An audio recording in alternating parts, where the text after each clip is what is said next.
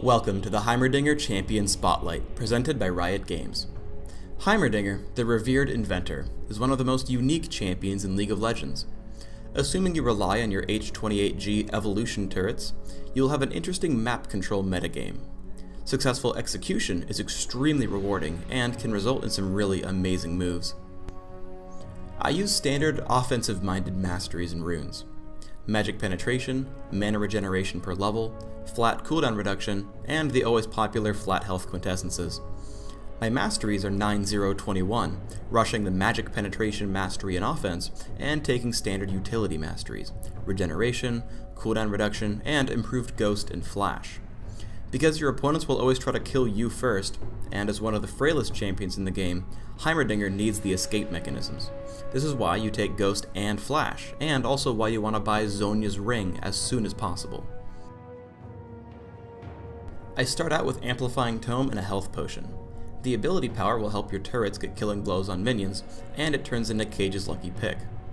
Always place your turrets behind the friendly melee minions. This placement will help keep them safe against champions like Ezreal. You want to be sure to help your turrets get the last hit on minions.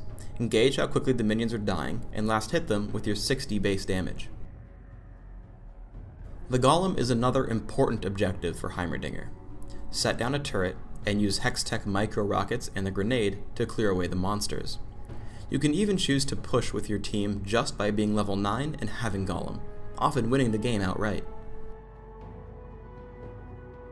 Also, Heimerdinger can solo the dragon. Once you hit level 9, set up a couple turrets right outside the cave.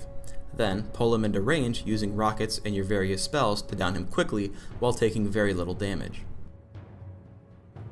As Heimerdinger, you have to play very cautiously.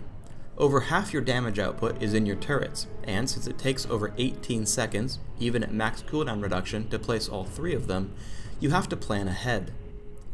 Because of this limitation, Heimerdinger is best played as a pushing champion, working with the rest of your team. Your best option is to create a base of operations, which is why some people call Heimerdinger the club owner. You should always think of yourself as frail and needing the protection of your turrets, or bouncers. Let's look at the first easiest use of Zhonya's Ring, delaying or preventing death. I actually make a huge mistake here, because I activate the item extremely late, with below 100 health left, meaning that I die to Tormented Soil. Thankfully my team picks up the 2 kills without me, but I should not have died here. A large fight breaks out in mid. I put out as much damage as I can, with Deathfire Grasp dropping Blitzcrank very low.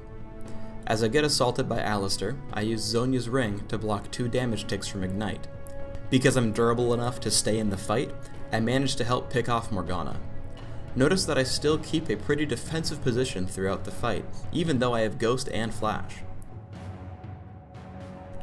Lastly, we chase Veigar as he flashes away. I use Concussion Grenade to reveal him, allowing me to cast Hextech micro rockets, which gives Olaf the kill and me an assist.